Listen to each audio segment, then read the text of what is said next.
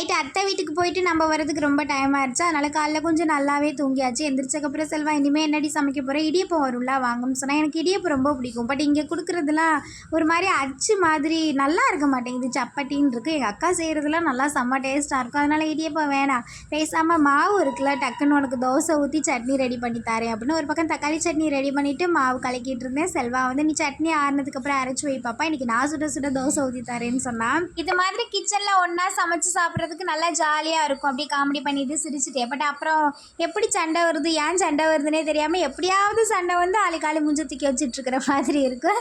நான் ஒரு பக்கம் சட்னி ரெடி பண்ணிவிட்டு உட்காந்துட்டேன். செல்வா அதுக்கப்புறம் சுட சுட ஆளுக்கு 2 முட்டை தோசை ஒரு சாதா தோசை ஊற்றிட்டு வந்தானா. அப்படியே மூவி பார்த்துட்டே சாப்பிட்டாச்சு. இப்போ புதுசாக சந்தான மூவி ஒன்று ஹச்டி வந்திருந்தது, அது டவுன்லோட் பண்ணியிருந்தோம். நல்லா காமெடியாகவே இருந்தது.